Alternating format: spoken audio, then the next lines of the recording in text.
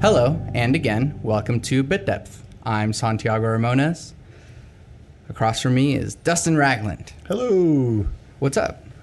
Not much. We just got done with a class. Yeah. So I feel like I've subjected you to something, and then now you're going to interrogate me. So Yeah. that's fine. No, yeah. I mean, it's a really fun class, and I really,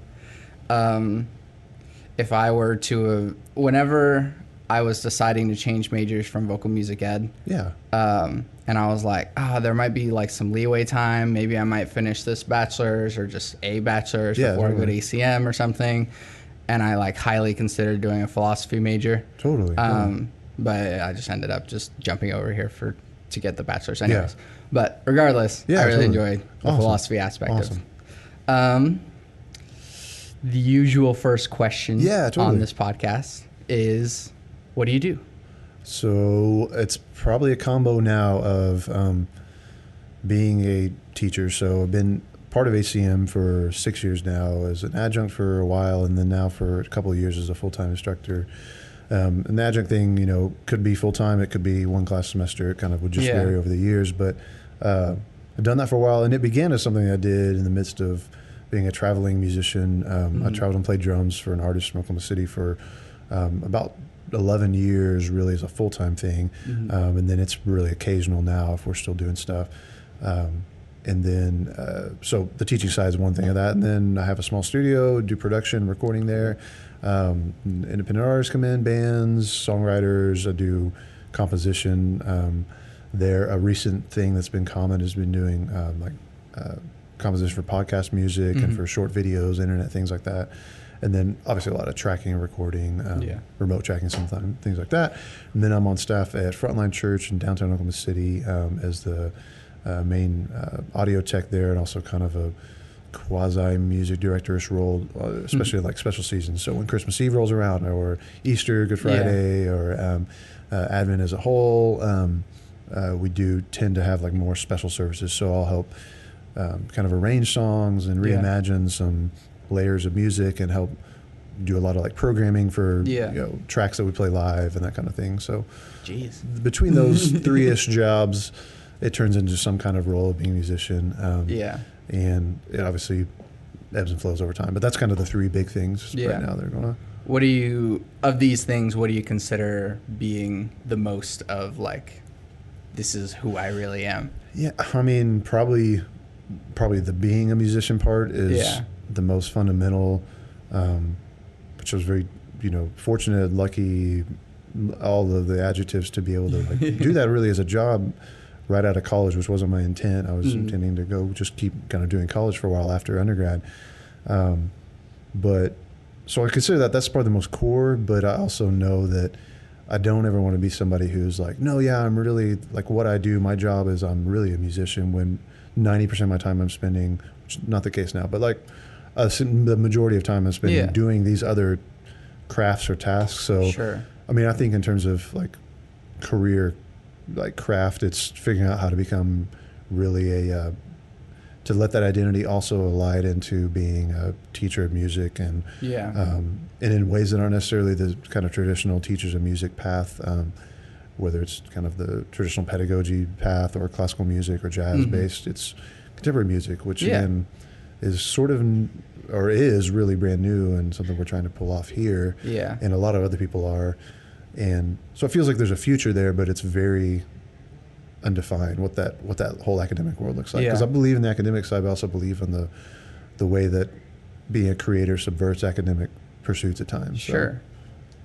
So, I'll take note of that, but I at least want to ask, what'd you get your undergrad in? In biblical languages. Cool. So most of what I did at Oklahoma Baptist University was built around, I went in and initially was going to study international business because I thought, international, that means you like travel and learn languages and then do business or that sort of thing. And after a semester of influence from like philosophy classes and a couple of the religion classes, I realized that was really a focus that would help me to narrow in and do well. And I really enjoyed that side of thinking about theology, which was always kind of the end goal, was to work in the field of theology. So it was more clear to approach that from the languages without even really having a big philosophical picture of that. It was just more like, hey, I focus well when I do these, so I'm able to do better in terms of, you know, even just practical stuff like grades and having objective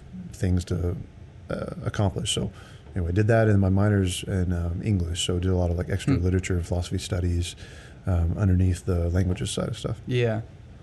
I mean, I find that really cool, and that even still you ended up doing music. Yeah, totally. Yeah, and it was totally like I mean, there's a lot of people that have the path to doing music is very circuitous. It's very unexpected things happen. And so the summer before my senior year in undergrad, I did a couple of recording projects as a drummer, and the engineers and the people that worked on them were very non-patronizing people. So they're not people that just like hand out compliments or hand out encouragement. And both of those experiences, they were very encouraging about what I did. And it, in the back of my mind of anybody who takes music seriously, when they're learning an instrument or they're writing music or playing, they're thinking, whoa, what if I could do this as my job? Even if that's not a desire, it's something that's always there, because that's part of the unicorn. How do you do this as your job, you know? And so I thought, man, I might take a year off after I graduate and just try to play music. I had no idea what that meant or what I was actually practically going to do. I would meet up with some friends that did do music full time that I looked up to, and like I went into those conversations being like, so do I learn this particular paradiddle or like this kind of like technique, where they would talk about like the weirdness of music industry or what kind of stuff to listen to and like non-quantized beats. And I'm like at the time going, I have no idea what you're talking about. But then over time, those conversations ended up being way more fruitful because they talked to me about all the things that were not music, about working in music. And that's the stuff that tends to burn people out or to be the most flummoxing in the whole process. And so that last semester that I was in undergrad, I began to travel a bit with Charlie Hall, with the artist that I played with for a long time, and just finished up my degree there and graduated. Was able to do that kind of with the help of professors going, hey, I might have to travel a little bit. It wasn't tons, but it was a little bit of like, if I'm missing classes or if I'm missing this particular thing, I want to make sure I stay on top of my work and all that kind of stuff. Things that hopefully still inform my empathy for students who have to do that way more in our context here than I did in studying amongst other biblical languages and studies folks. So where most of us were not traveling that much at that point. So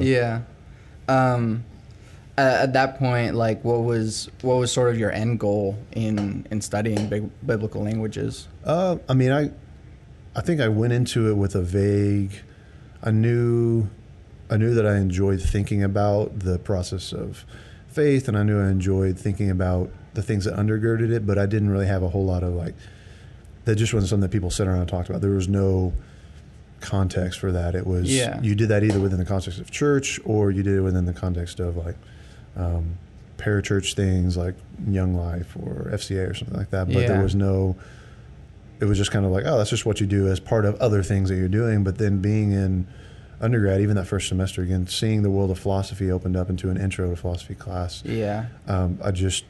It was sort of like it's what again, David Foster Wallace, who you're probably sick of hearing about at this point, but calls like this click. It's this thing in your mind where it feels like everything all of a sudden fits together, and for whatever reason, I could just think and dialogue and talk and read and explore that world, and I wouldn't get tired of it. And so then it became the end goal of, I wonder if I could pursue some sort of either master's and or terminal degree in this world. And initially I wouldn't really know what I wanted to actually do with it as a job, but then teaching really became more and more the goal of it, which is ironic, and that I ended up doing teaching, even though I like completely veered off that path. It was always on the back of my mind, even when I was traveling, to go back and somehow have that be part of the picture. And I had no idea, like any musician that enters into work traveling, they're going, this could last for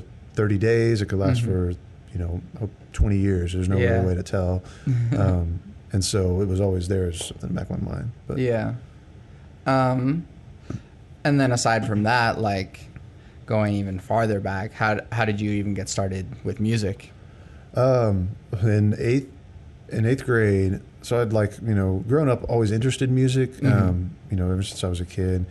And parents were both musical in the sense they really enjoyed music, and there was always music around and playing. Yeah. We had a lot of old dub VHS tapes of different artists and things that go back and see. We lived in Nashville for a little while when I was really young. I don't remember much of that, but I hear stories that I was playing on pots and pans and things like that. Yeah. And we were around some professional drummers at the time, or friends and family members, and so that was part of it. But I got in guitar lessons when I was in 7th grade. I really wanted to learn how to play guitar like Mark Knopfler. He was the guy I really loved, which is I never felt like an old soul, but I would say that now and people would be like, what? That's this really old dude, even in the 80s. And so never really got lessons, guitar sat in the corner, never did anything. But then in 8th grade, I saw some friends of mine play at a talent show. They played Self-Esteem by The Offspring. And I remember paying attention then and realizing oh, this seems really doable. This is cool. Yeah. And I noticed that girls were really liking what they did. And I was like, okay, so as an 8th grader going, okay, so there are several reasons why this might work out. Yeah.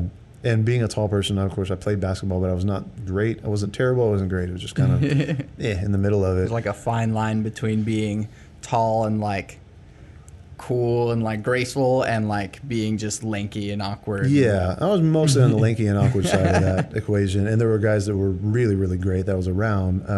So it was that was always going to have a limit, a cap on it as to how fun and they were effective at drawing the attention as the sex would be.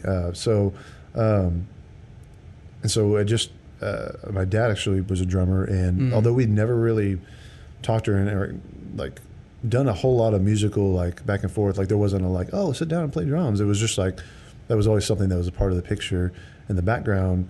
I got his drums out one day and sat down with a pair of hi-hats, put it on a bed and a snare, and was playing along with Sheryl Crow's All I Want to Do, which is just this really simple thing. Yeah. And I was like, oh, okay, this seems kind of doable. This is kind of fun.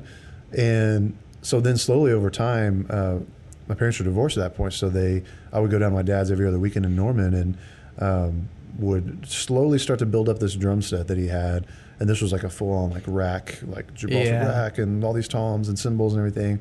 And I initially didn't have the kick drum in there, so I just keep 4 with my, count to 4 with my feet. Yeah. And never really focus on the kick pattern. And then slowly over time, get those patterns down. When I'd be at my mom's, when I didn't have any drums, which was the majority of the time, I would have this futon, and I'd sit cross-legged in front of the futon, put a pillow up like toms, and then listen to records and headphones and kind of practice them on that, do my fill across the toms and wiggle my legs to the leg patterns, and then eventually start to apply that to the drum set whenever I went down. Then eventually taught my dad to let me pull the drums up to my mom's house in Edmond, and I would practice when I got home from basketball practice or whatever, and play along with records, which was most of how I did learning and growing in the early days of drumming. Was find a record and then just learn how to play X song, B song, that sort of thing. That's a lot of how I learned how to play guitar too. Oh, totally, yeah.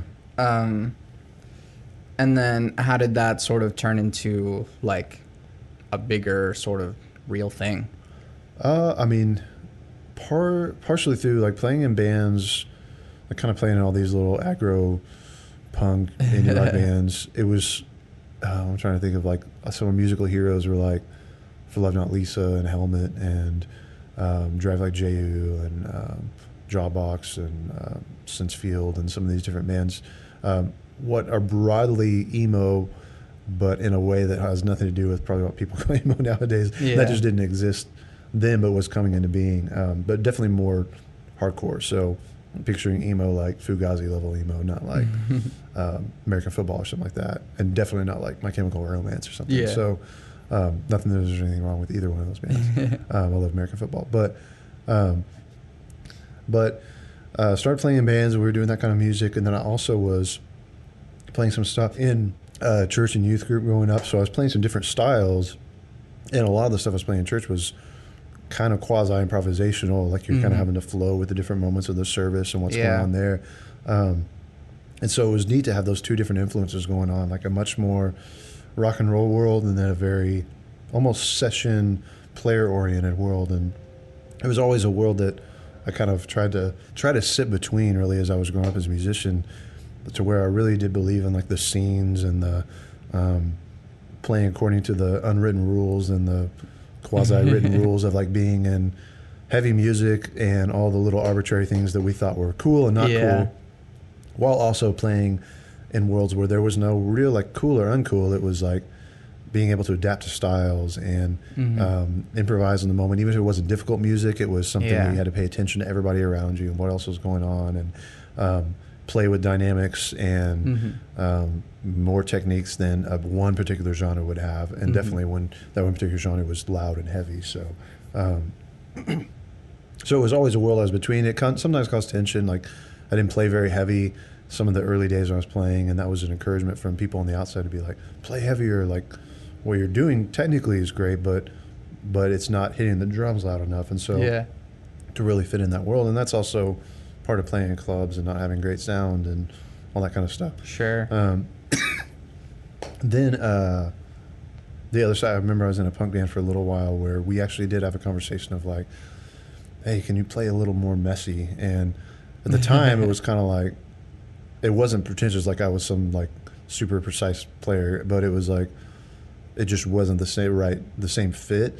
Even though I loved that world, I wasn't playing to the fit of it. And at the time I was like, it wasn't offensive to me, but I was sort of like, well, that seems kind of weird. But then nowadays I'm kind of understand a little bit more of, oh man, I could have probably just been more purposefully messy for fun. And now it's more of like a release to be able to do that instead of having to keep everything tight or whatever. But but that just turned into Charlie, who was a worship leader in a local church at the time, would come to some of these shows, and I always knew him as that kind of person, but it became an artist that eventually would have a career in traveling and being a full-time musician. And when it came about that he needed a drummer in about 2003, the beginning of 2003, asked me to kind of come in and fill in on some things. And then through that spring and summer, that was when I was graduating and finishing out.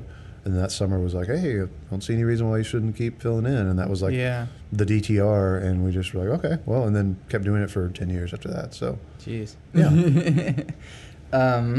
And then how did you get into the like audio engineering production side? That was really from, I always enjoyed writing music. And so having a tool to write meant I had to have something to like record one thing at a time, because I, not out of anything, honestly, like, drive or purpose. It was just necessity. Seemed like necessity. I wanted to be able to write something on drums and then be able to play a guitar over that, and then simply be able to yelp and or sing over that with lyrics. And that was always the end goal, is like to express something. I know it sounds super like traditional, but it was like, oh, I want to say something, and music seems like the best way to say that. And in order to do that, I had to have some tools to do it. So I started with like an old Tascam tape 4-track and learned about like bouncing tracks over, and was like, what, you can have 7 or 8 tracks, bounce this right? Like all the things that the Beatles figured out in the 60s, was figuring out in the 90s, like, okay, this is this is great. And then eventually got a computer that would record. I remember using like some old versions of Cakewalk, like plugging in through like 4 adapters into the DirectX sound card or whatever was in the back of it. And then starting to really, after I started traveling and seeing a lot more of a way professional recording worked, ended up really beginning as a producer, where I would go and help different artists by either playing different instruments with them, helping them to with arrangements, and then other people engineering, and then eventually people that's just starting to engineer almost by default. Like when I was producing people, they wanted somebody to record them, and it just seemed to make a lot more sense and ease to start recording them myself. And I gotten a version of Live 2.1, I think is what it was, 2.1 or 2.5, something like that, from an M Audio rep back in 2003, and it was the only thing I had that could record audio on a Mac. And so just ended up using Ableton Live for a bunch of that stuff in really weird ways, like, but because it recorded, it was like, okay, that's how we're going to work. And like try to figure out ways to do like takes and workflows and things that Live still doesn't really do all that much of. Just find some ways to work around that stuff. And so it just became a unique way of recording in, and then slowly building up gear and having itinerant home, apartment, random room studios, and occasionally being an engineer in like a bigger studio. And then oftentimes as a drummer for sessions, like having different engineering roles and other like production, looping and layering, putting the loops and things like that underneath what was going on drum wise. All that stuff naturally just lended to going, well, I can kind of visualize the whole picture of what this could be, and then put some concrete steps behind it and just start doing that. So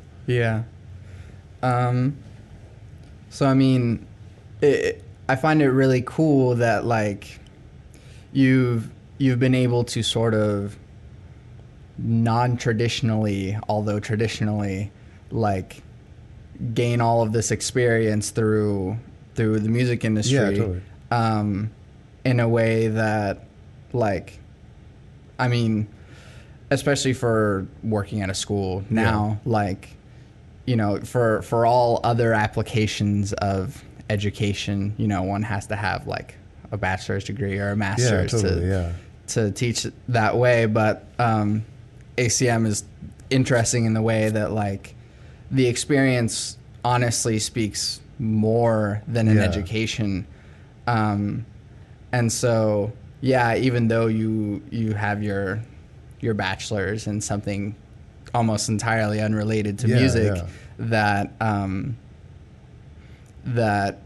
your experience means so much for teaching here. So like, how do you feel that your experience has sort of brought you here? No, that's a great question. It is weird, and again, this world is changing. And it's like the framing of 10 years ago doing some sort of contemporary music from an education side was really tough. You were like shoehorning in your modern electric guitar playing into like a classical guitar, one or two classes if your college offered that maybe, or you were studying classical music or jazz, and then you applying those things over to the styles that you were in, if they weren't those. And for a lot of people, that is the styles that they're like working in and into. Honestly, Mitch Bell here is one of the best people I know at taking his jazz studies, which he can absolutely just slay as a jazz player, and has so much wisdom and reflection in that, and real true skill and talent, but also playing in completely unrelated genres in ways that are totally authentic. And it's really hard to do that. And so if you came into music through education, it was by somehow being able to adapt like that. But then, I mean, how it informs being here, I mean, some of it is always trying to kill pretentiousness, and going, like, I remember how many things I did wrong, and sometimes continue to do in the act of recording, and projects that people that were much more experienced than me were really patient to explain to me, like, why it mattered that my sample rate was one particular thing and not another, which was something that happened a long time ago. Why some of the ideas I get to experiment on, like, oh, this particular drum sound, I did this weird minimal mic thing, and the engineer calmly explained, like, yeah, that also makes mixing really, really difficult. The guy that was mixing the record for this, but not in a way that was condescending, just like, I want to go with your vision on this, but I also know that your vision makes things limiting from my end, and being able to understand some of those processes. So the goal is then to be able to translate some of that into a much more condensed version for students, so that not so that they won't make mistakes, because that's really the most helpful thing to learn, is being embarrassed sometimes by what you're doing that's silly, and knowing that it's totally normal and okay to be a mistaken person, which is really hard in music production and engineering, because it is creative art, but it's also a technical art. And when engineers make mistakes, you know, like structural engineers, they're costing people's lives. When musical engineers make mistakes, they can cost people their creativity or music in that moment. And obviously there's a little more stake in one than the other, but there's also, it's just different kinds of values, but there's still values in both of those. And so the goal is to make those mistakes in a controlled environment here, so that, or relatively controlled, so that then when you are working in your professional fields, you're able to jump past years of pushing the wrong buttons to, no, now I'm pushing the right buttons. So then 10 years down the road, you are doing something at a skill level that those of us that grew up having to do that over a much slower process, it took a longer time to get to. And then these engineers are growing up now, where you have a shorter learning process, a steeper learning curve. You're able to apply that in creative ways that don't even know what that's going to be like, 10 years from now or 20 years from now. And because there's not a whole lot of traditional studio mentoring programs that are around, because traditional studios don't exist hardly anymore. It's tough for me to be able to get people to come in and intern, which I wish I could more. Yeah. And it's tough for you or for a fellow student to find an internship job at a big studio because there's just not that many. And so this provides that big studio experience, some of the mentorship that occurs, also while wrapping it into public education, which is crazy. Yeah. So, what do you feel is like, I guess, your most important role in teaching students here? I mean, I would think, and this maybe is the betrayal of like having a liberal arts background and working in, roughly academic-y field, something like that. Very academic term for that. It is critical thinking, because, and I feel like a very good typical white liberal arts teacher or something like that, which I don't necessarily mean to intend, but they're really just being able to think your way through the problems. That can apply to like really technical issues. I mean, even just this week working with students who are trying to reason through a patch bay, going like, if you break this down into discrete steps of, okay, the microphone's going into this, and then this microphone line's going into this, and then this processor's going into this, that it's much more approachable than if you're trying to figure it all out right at once from one side of it, and go, well, from A to Z, there's A to B, B to C, C to D, and all those kind of things. It's the critical thinking side goes, okay, I can break this down from A to B, B to C, C to D, and then I'm going to get to Z, and I know that I don't need to panic right now. Whereas for a lot of young engineers, the panic is the first place, because you're trying to figure out everything at once, and you don't want to appear to any of your fellow engineers like, oh, I've got to figure this out, and I don't know what's going on right now. So breaking down those two walls of like pretension and using your critical thinking in objective and like philosophical ways when we can, that's my hope for all that kind of stuff. Well, what's something that you've learned by teaching here? Oh, geez. Really the value of learning how to translate somewhat ethereal things in creative arts, or in philosophical thinking, or in making a decision to create something in a moment. Learning how to translate it into really objective technical terms, so that that honestly makes it easier. So, for example, in a DAW class where you're faced with a wide variety of options in one particular sound, even thinking of like something enabled in live, like you're trying to design a synthesizer sound for this particular thing, figuring out some very objective ways to go, this is the kind of sound that fits. There are also 5 other kind of sounds that would fit, but I'm going to go with this one, and I'm going to trust it, and use that instead of being caught in this loop of like, well, I want to write this part, but I still haven't got the sound right, that sort of thing. Or, okay, I got this part, but or not even focusing on the sound at all and having a really interesting part, but not really having something that feels like it fits in the rest of the arrangement or inspires an artist, that sort of thing.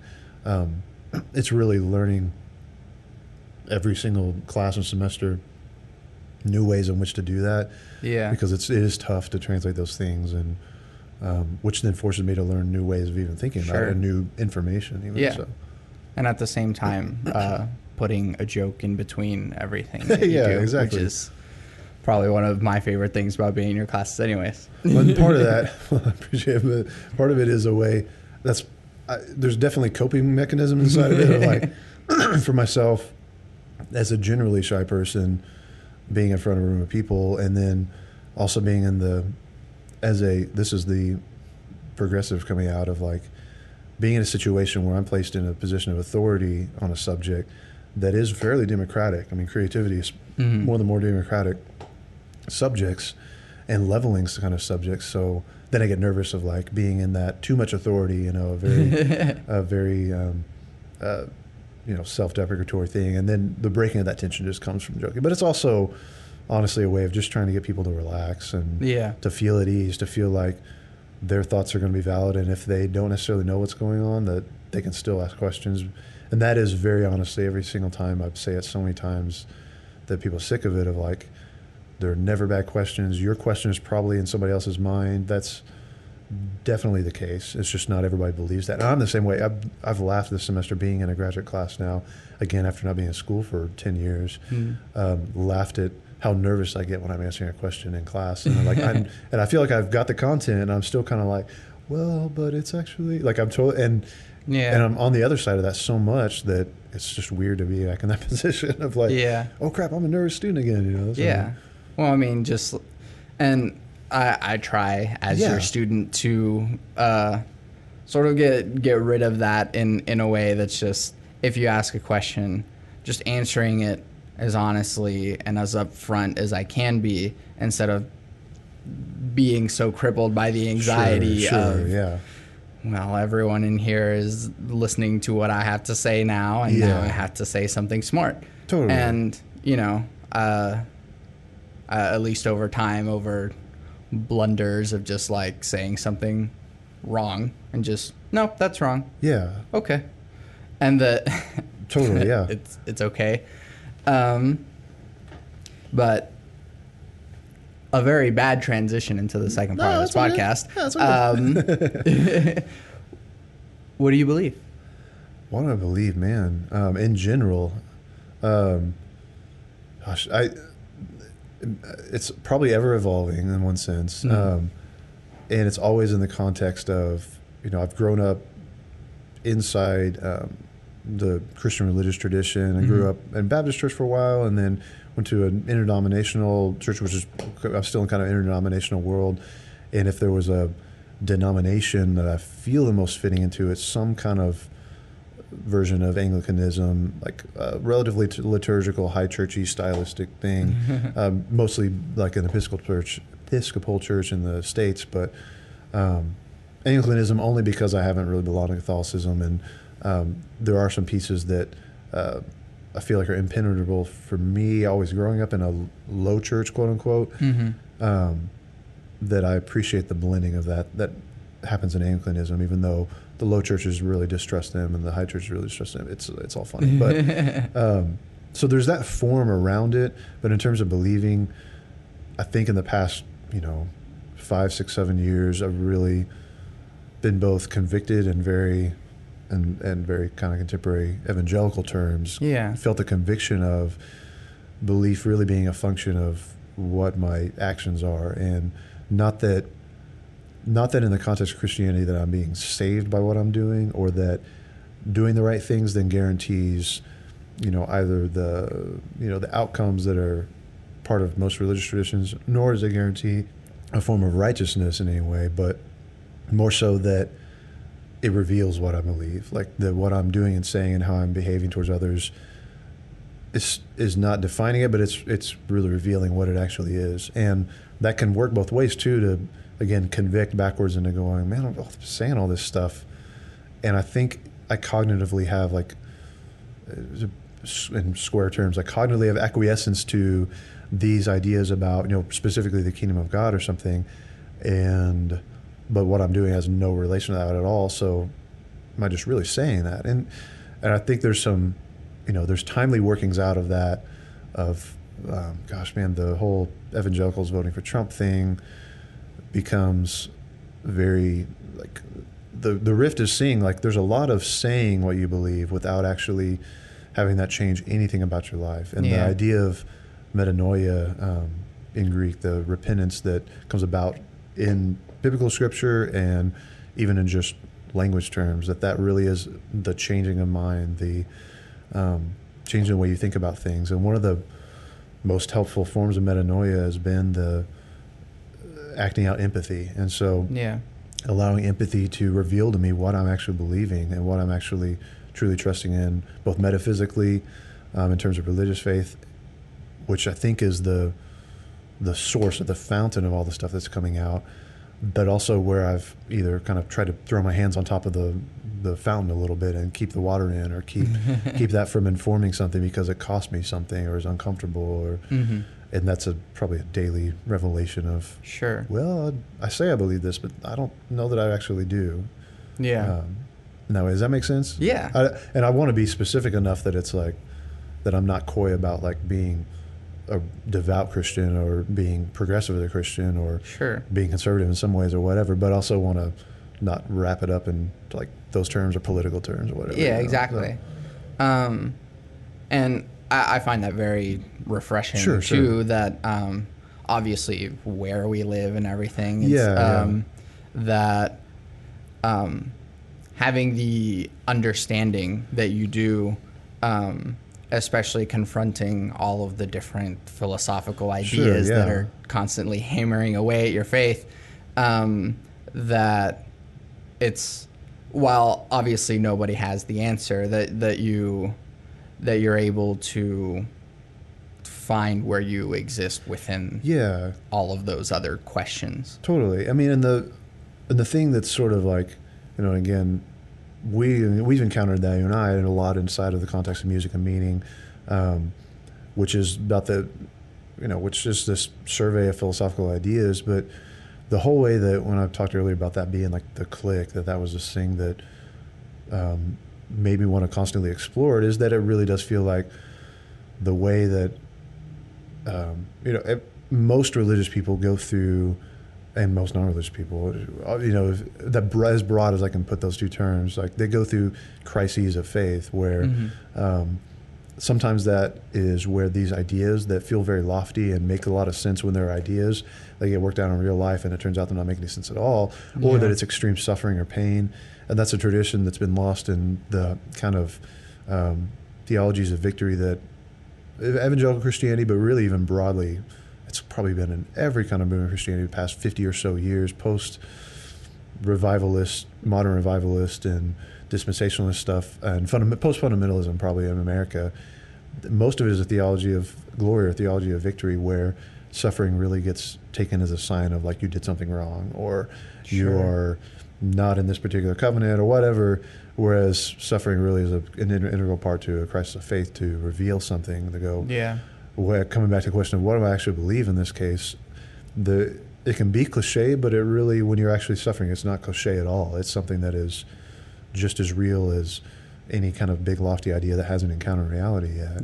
And so that whole going through different ideas that are in some ways very counter and very well thought out counter to it, whether that's reading through Nietzsche, who is not, he's not just simply writing, oh, God is dead, but he's writing God is dead and we killed him, which is a much better argument than, oh, God is dead. And regardless of whether I'm coming into that from faith or from not, it's something that I don't want to ignore. Like the trust at the bottom of all of it is that I'm not going to, if I'm trusting that God exists or insist in the way that believe that he does, then encountering an idea that's and antithetical to that is not going to make it disappear or go away or whatever. It's not going to make the efficacy of that go away. It's going to only lead to a furthering of truth and a furthering of my understanding of what it is. Can my faith survive exploring that process? Well, if it can't, then what is its value is really the question, which can come from a place of rebellion in a sense, and then come from a place of trust. And my hope is that it's always taking me towards the trust factor of that. And sometimes it can feel like the rebellion thing. When I'm going through crises of faith, I want to come at my traditions and come at my faith, not necessarily to destroy it or anything, but to go, oh, if it's not this destroyable, then there's something much deeper going on, something I can trust in beyond that, So that's kind of the idea behind it. I find it very also refreshing that you, without trying to sound like offensive to most other people, that like you take your faith seriously enough to actually consider it as like, to delve into it, because I mean, obviously your undergrad is what it is, and so that you take your faith seriously enough to make a commitment to look into it. And that was, I mean, I think initially maybe the transition from my early undergraduate to latter was going into it from almost the apologetic side, where you want to have defenses for everything. Now there's an assumption underneath that you're constantly having to defend something that like you're always going to be on the defensive, which is a problematic assumption. But it went from that apologetic side, being able to answer questions about, well, all right, so there's all these variations in Scripture and these textual variants to this one particular thing. How can you trust that this text that you're saying is authoritative in some way? Is from the gamut of literally true to metaphorically, all the other kinds of issues of errancy and inerrancy with biblical text. It started off from going to have like intelligent background to that, just background, not even necessarily defense, to, I think, an undergrad in the last couple semesters understanding the philosophy behind linguistics and going like, language is itself the grammar of things, and the way that grammar works as a philosophical idea was much more informative to how I thought about faith than like propositions. But what I believe, coming back to that question, is like, I believe in this proposition or whatever, that even in a creedal faith, the creed isn't so much the propositions, it's the grammar that it forms about you. And that grammar was a much better metaphor for understanding life. Like, it wasn't that I say to people, I believe X thing. It's that I'm trying to live in such a way that people would be like, I bet he believes X thing. Exactly. Or when he says that, I see that in the grammar of the way it works out in life. And it took me a while to get to understand that, but part of that, just linguistically, again, was pragmatic. I wanted to focus on a topic, but also it very nicely, providentially unfolded to go, this focus really helped me to understand a way to persist in my faith when I lost faith in the idea of propositions as being like the thing that was it. It was more, no, it's the grammar that's holding fast and all that. There seems to be sort of conflicts between sort of conservatively biblical straightforwardness and sort of being a sort of modern liberal progressive whatever. So I mean, I'm just kind of curious, how do you sort of reconcile the two, being a fully devoted Christian while also holding these views that I guess seem to conflict with some people? Yeah, totally. No, I mean, some of it is that the most visible forms that we get, especially in the States, of Christianity tend to be of a politically conservative, almost always. And so that is almost this top-down picture that paints something for either those outside of religious faith or those in other religious faiths to go, it has to look like this in order to be authentically, quote-unquote, Christian or authentically conservative. And there's usually a rich stream in a lot of different directions that just isn't necessarily as visible. So that was the main thing to discover, was that it wasn't so much that you kind of fall into the liberal boogeyman category. It's more that like, there's a whole other world of people. It just doesn't get as visible. It's not as large in a lot of ways, but it's also just not as public.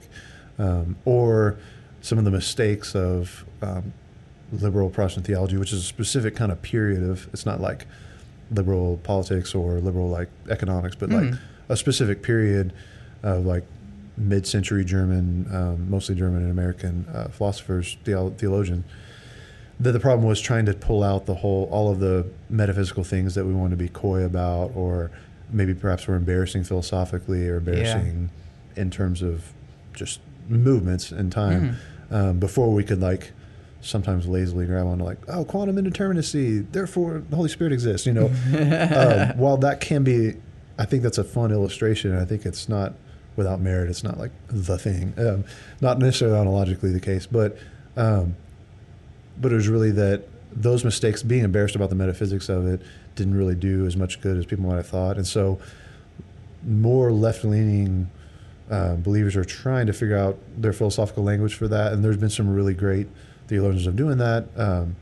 Leslie Newbigin, Stanley Hauerwas, and obviously Reinhold Niebuhr were really great at still articulating those kind of things that aren't necessarily in the very quote-unquote conservative fold, but have just as much ontological and metaphysical weight as the more traditionally conservative or reformed. Nowadays, the biggest kind of movement of that. they're able to latch on that in the same way. And so for myself, it's more just really asking the question again, what am I believing?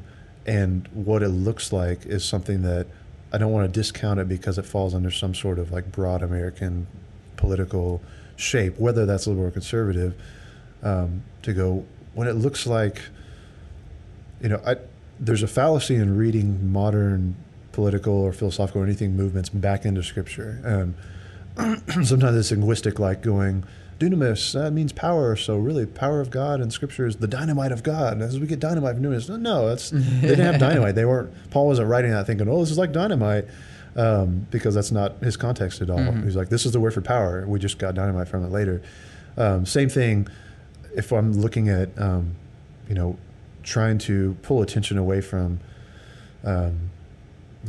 fighting over whether or not Russians hacked the election nonstop, which is important to keep in mind, but it's also going, but directly there's something happening in Aleppo right now, very, very specifically, that is a genocide, and it's been happening for years now. Yeah. And there's something very specifically happening, and I can't pull my attention away from that, and I can't see all of the very easy ways to just even extremely modestly help out with that. By either giving money or by emailing a senator or by sending a letter or calling something. That motivation really comes from the fact it's like, no, this is something this is where I feel like Jesus is. This is where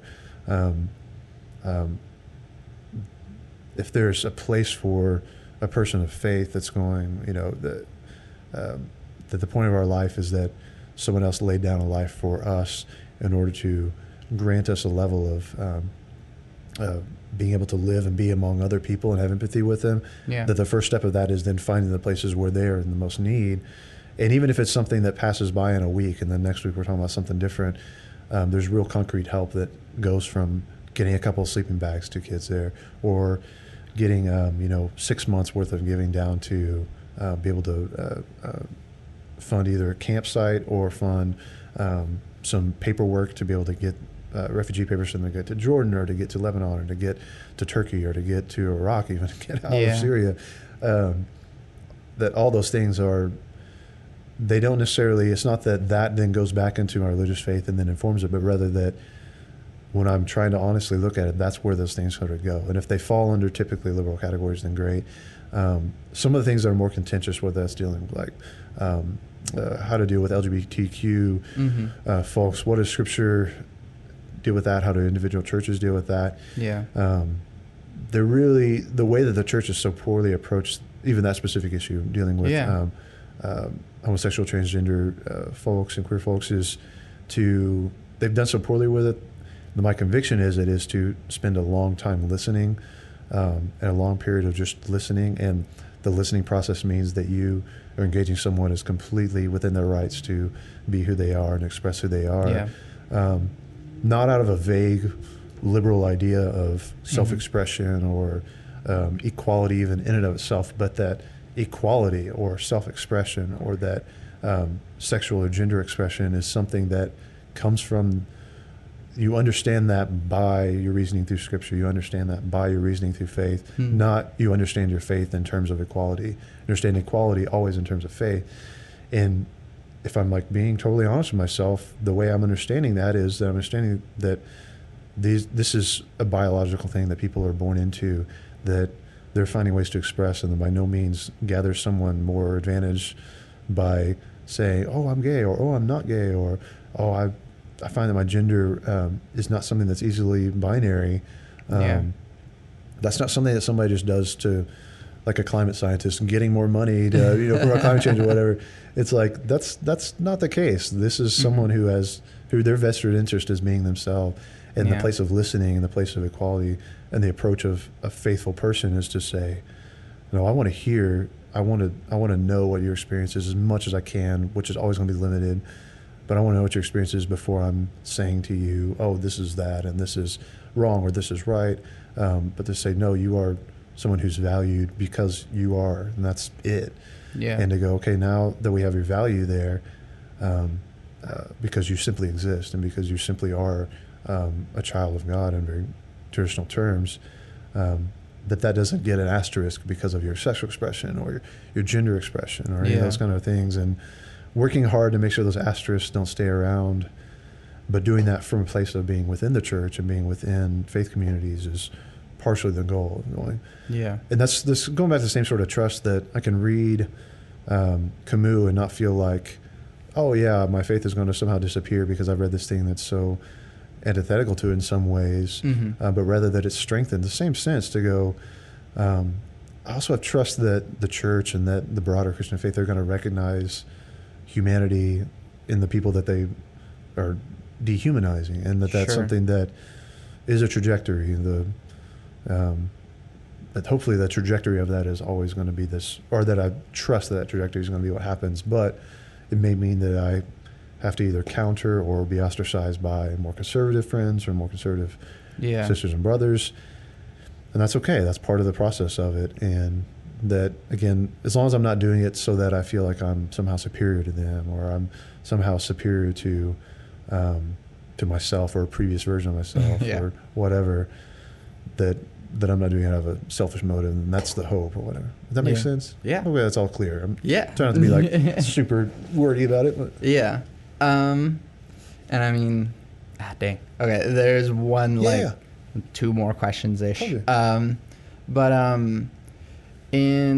Because that was more of like a political, cultural sort of context within that, but then the way that culture, especially in America, sort of economically is led by sort of this selfishness. How do you reconcile living in a world that encourages this sort of ruthless selfishness and obviously empowers those people now in a way that you can still, for one, make a living because you still have to survive, and in another way still live in a way that it's congruent with your beliefs? Man, there are especially moments where I'm more, and this, I mean, even on a pretty personal level, like moments where I'm more in despair or frustration at financial situations, usually that. It may be a surprise to people that teachers / musicians / church staff don't make that much money, even with 3 jobs, especially in Oklahoma. But in the moments of the highest despair, the places I kind of run to, there's moments where I feel like, man, I want to give up. And giving up to me, fair or unfair to those who are really excellent at living in a way that's fairly monetarily organized and successful. My giving up looks a little bit like when my end goal just simply becomes paying bills and trying to do that with as much excess as possible so that we can enjoy consuming things, whatever. You know? That's very, very close to my normal. It's like there's some line in there of existence to like the normal life of things, where you wanting to do your crafts and arts and of teaching, of creating things and playing music and serving people in the front line, and then be able to go home and hang out with my family and us occasionally go eat out somewhere that's good and enjoy a movie, things that are fairly just consumer type stuff. It's a really fine line. I don't know what it is. So some of it is having humility that I am absolutely subverting some of those things I say I believe every freaking day. And then trying to be honest with myself about that, and then trying to be honest where those things can lead to, again, consuming. I don't think the answer in the long term is ever going to be like consuming in a way, conscious consumerism or whatever. I think it is great that you can buy a pair of Toms and that's going to also send a pair of shoes to somebody else. It's not a bad thing. Or that, Bono is constantly tying record sales to things that are bringing about justice for people. That's not bad, but it's not also the end goal of it. The thing that I'm honestly, it's probably unfolding in the past 5 years maybe, of looking at structural economics and trying to find ways to be active politically in that if I can, be active among my friends personally in that. Sometimes with structures the only things that can really change them are these large structural things, and that's why I'm much more minimal to like democratic socialism than I would have been 5 years ago, because I start to see that some of the structures are so large, especially for people that are not like myself, for people of color, for people of minority sexualities, minority genders. It's going to be the structures are the things that are constantly oppressing them, and I participate in those in ways I definitely don't even recognize. Yeah. And trying to constantly be listening and learning instead of just going, oh yeah, this is so bad. Oh yeah, I want to join along and try to colonize my African American friends over the past couple of years who have seen the states be much more racist than we ever wanted to admit. And they're going like, yeah, I told you so. I mean, we've been saying this for so many years now. And not to be a newcomer to that, being like, oh gosh, everybody's so racist. I'm so surprised, when nobody who's a minority has ever been surprised at that, in the States. So trying to find ways to not act, stupid in that sense in one way, or arrogant, or a Johnny-come-lately with some social justice movement that's been going on, is part of the ways I'm trying to adapt and be genuine to it. If that makes sense. Does that kind of answer what you were thinking about? Yeah. Yeah. So then the last question is fairly simple, I guess, but it's what advice do you have for people? Oh, geez. I don't know. I always want to go with Kierkegaard's "The crowd is untruth," so just to disregard everything I'm about to say. No, I mean, I think the clue, or I'd love to see, maybe put it this way, like I'd love to see how folks that have an aesthetic imagination, which is trying to be specific but all fancy way of saying, like, you can see beauty in the world, you see terrible things in the world, and you see how those things interact and bump up against each other. You see how people can be empathetic, which takes imagination. The key to empathy, the key to like thinking like someone else, is to imagine yourself like them, even though imagination is always imperfect. The minute that you start to imagine yourself in someone else's shoes, you're doing a creative act, one, and then you're also doing something which hopefully inevitably tears down divisions and tears down prejudices. It's crazy to go on Facebook and like see some of the interactions of folks with reality, and I don't mean that in a really like an arrogant sense, like people just don't get what's real, but like to go, things that occur in real time, things that are actually real, that are not like debatable items, get debated because of ideologies. And the point of wall building that occurs right there is the point where your ideology builds your wall for you, and it does nothing to do with the reality you encounter, it has nothing to do with anyone else.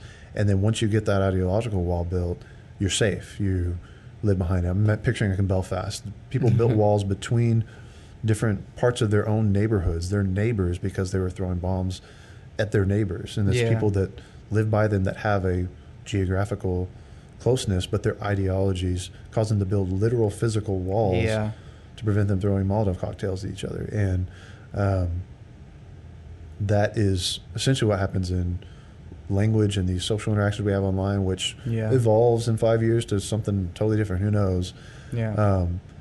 But as of right now, that's where we're at. And so for people to practice, advice would be just practicing empathy, practice the imagination of being somebody else will help to tear down the ideological stuff. And tearing down the wall is such a cliche thing, but when it becomes a literal wall, you can picture in your head, like Berlin Wall or Peace Wall in Belfast, or a wall from South Texas to Mexico. Like, those things are literal things that are being built, have been built, will be built again. And those get literally torn down and figuratively torn down whenever people practice empathy of being somebody else who they're not, and realizing that the way that they live isn't necessary, it's contingent. So yeah, I like that. Dustin, where can we find your stuff? My stuff. Well, my address is like youngweather.com is the name, is Youngweather's the name I give to like my band, which is mostly me, and then I have some guys that play with me time to time that are all really, really awesome. But it stays fluid so that will keep doing it, and that I'm a terrible person at like running a band. But always enjoy writing. So youngweather.com for creative stuff. And then I'm on Twitter as Walrus Muse, and all the social stuff is that, which was a screen name I came up with in 8th grade because I really like the Beatles and I like reading poetry, and so I combined those two things together for like the AOL screen name, which is something that was around before many of you were born, and it just kind of just stuck since then because it's so random and makes no sense. So when I signed up for Twitter, I was like, this is stupid. Nobody's going to use this thing, so I'll use Walrus Muse. And then 5 years later, people are like, oh, I love your guitar pedals. I'm like, no, that's Walrus Audio. They're friends of mine. And I help them and work with them sometimes, but I'm not them. Like, all these confusing things come out of that. I never would have thought. Yeah. Well, before Twitter, it was like gamer tags. On, like, exactly. So totally. I had one, and I'm not fond of it anymore. So, let's see. Okay, well, yeah, that's all your stuff. What about, like, is there anything that you want people to, like, listen to or look at, or? Man, geez, no, it's all the stuff that I throw at you guys in class. Like, read more Seamus Heaney, Irish poet. Read more poems in general. It's like my super academic-y mind going to my coastal eliteness, even though I live in Oklahoma. I'm like, man, if people just read more poems, they'd all be nicer to each other. But there's a side of me that's like, we'll probably never find out because people aren't ever going to do that so much. But man, it'd be fun to find out, if, and that reading poems is more of again, autonomy for like having an active imagination and an empathetic imagination, and trying to realize that even the super mundane stuff you see day in, day out can come to life if you press enough imagination. And I say that as somebody that is just trying to do that from day to day. And most of the time I'm like, well, I'm driving now, I'm bored, I'm going to put on a podcast or whatever, and that's what I'm doing. Or I'm going to listen to music and try to escape this extremely mundane commute or whatever. But occasionally those moments break through, and it's finding ways to make those moments then last without being too nostalgic about it. Cool. Yeah. Was that? Yeah. Sure. All right. Yeah. Thank you for thank you so much. Absolutely. And that's Dustin Ragland. I'm Santiago Ramones. You can find all the stuff that I do on santiagoramones.com. I also make music, which will be on my website as well. I always end the podcast with my 3 things, which is sort of what I believe, which is love never fails. It's going to be okay. I might be wrong. Thanks for listening. Awesome, man.